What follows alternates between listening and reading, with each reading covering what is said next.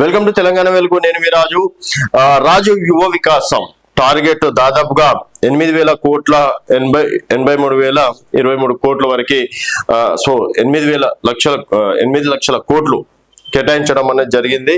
So మరి ఎవరెవరికి అవకాశం ఉంది, అంటే దాదాపుగా ఇందులో ఎస్సీ, ఎస్టీ, మైనార్టీ, బీసీ యువకులకి, నిరుద్యోగులకి మొదట ప్రిఫరెన్స్ ఇవ్వాలి అని చెప్పేసి కూడా భావించడం అనేది జరుగుతుంది. మరి ఇందులో కావాల్సిన పత్రాలు ఏంటి, ఏ విధంగా అప్లై చేసుకోవాలి, ఎలాంటి వాళ్ళు అప్లై చేసుకోవాలనే దానిపైన కొంత మేరకు చూసుకున్నట్టయితే దాదాపుగా జూన్ 2న అర్హులైన లబ్ధిదారులకు ప్రకటిస్తారు. ఈ స్కీమ్ కింద యువతకి 2 లక్షల నుండి 4 లక్షల వరకు ఆర్థిక సాయం అందజేయనున్నారు. ఇందులో 60% నుంచి 80% వరకు సబ్సిడీ పొందే అవకాశం ఉంది. ఏ దానికి ఎంత శాతం సబ్సిడీ పొందే అవకాశం ఉందనేది కూడా ఒకసారి చూద్దాం. సో మొత్తానికి యువ వికాసం టార్గెట్ దాదాపుగా 8 లక్షల కోట్లు అని చెప్పేసి కూడా చెప్పుకోవచ్చు. సో స్కీమ్ కి కావాల్సినటువంటి పత్రాలు, ఒకటి ఆధార్ కార్డ్, తర్వాత ration card. So ration card లేకపోతే ఫుడ్ సేఫ్టీ కార్డ్, రెండిట్లో ఏదో ఒకటి చూపించవచ్చు. తర్వాత మీ సేవ ద్వారా ఇన్కమ్, అలాగే caste certificate, income and caste certificate కూడా అవసరం.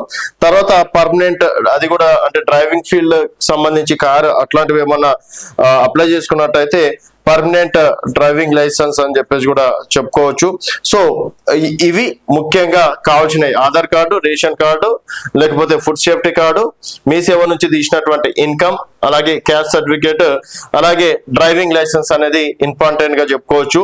మరి ఎవరెవరికి ఎన్ని కోట్లు ఖర్చు పెడుతున్నారు, లబ్ధిదారులు ఎవరెవరు ఉన్నారు అనేది ఒకసారి చూసుకున్నట్టయితే దీంట్లో బీసీ, ఎస్సీ, ఎస్టీ, అలాగే మైనార్టీ వాళ్ళకి ఈ నలుగురికి ఈ రాజు యువ వికాసం ద్వారా లబ్ధి చేకూర్చే అవకాశం ఉందని చెప్పేసి కూడా చెప్పుకుంటున్నారు.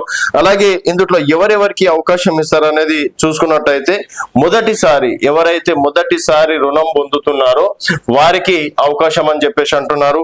అలాగే ఒంటరి మహిళలకు కావచ్చు, తర్వాత వితంతులకు 33% రిజర్వేషన్లు, దీంట్లో ఒక 100 ఉంటే అందులో 33% మహిళలకు ఇచ్చే అవకాశం ఉందని చెప్పేసి కూడా చెప్పుకోవచ్చు. తర్వాత వికలాంగులకు కూడా ఈ పథకం వారికి కూడా అంటే మొదటి ప్రాధాన్యత ఇస్తున్నారు. అలాగే తెలంగాణ ఎస్సీ వర్గీకరణ పోరాట బాధితుల కుటుంబాలకి, ఎస్సీ వర్గీకరణకి ఎవరైతే పోరాటం చేశారో వారికి అవకాశం ఉంటది అని చెప్పేసి కూడా చెప్పుకోవచ్చు. అలాగే మరి దీంట్లో 21 సంవత్సరాల నుంచి 60 సంవత్సరాలు మించొద్దని నిబంధన పెట్టడం అనేది కూడా జరిగింది. సో రేషన్ కార్డు లేని వాళ్ళు మీ సేవా కేంద్రాలు జారీ చేసిన ఇన్కమ్ సర్టిఫికేట్ జత చేయాల్సి ఉంటుంది. వ్యవసాయేతర పథకాలకు దరఖాస్తు చేసుకునే వారు జూలై 1 నాటికి 21 నుంచి 55 సంవత్సరాలు మించొద్దు.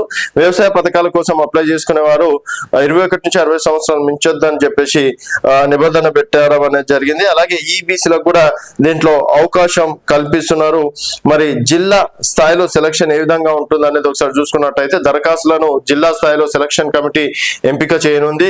కమిటీకి కలెక్టర్ చైర్మన్ గా వ్యవహరిస్తారు. ఇందులో అదనపు కలెక్టర్, ఇండస్ట్రియల్ డిపార్ట్మెంట్, జిఎంఎస్సి, బీసీ కార్పొరేషన్లు, ఎగ్జిక్యూటివ్ డైరెక్టర్లు, జిల్లా మైనార్టీ సంక్షేమాధికారి, దివ్యాంగుల సంక్షేమం శాఖ ఎండి, మహిళా శిశు సంక్షేమ శాఖ పీడి, గిరిజన సంక్షేమ శాఖ డిటిడిఓ అండ్ లీడ్ జిల్లా మేనేజర్ సభ్యులు, డిఆర్డిఏ ప్రాజెక్ట్ డైరెక్టర్ కన్వీనర్లుగా దీంట్లో వ్యవహరించే అవకాశం ఉంది.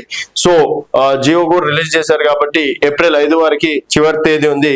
అప్లై చేసుకొని వారు దీంట్లో అప్లై చేసుకొని నిరుద్యోగులు ఉండే వారికి అవకాశం ఉంది కాబట్టి ఇది ఒక మంచి స్కీమ్ అని చెప్పేసి కూడా చెప్పుకోవచ్చు.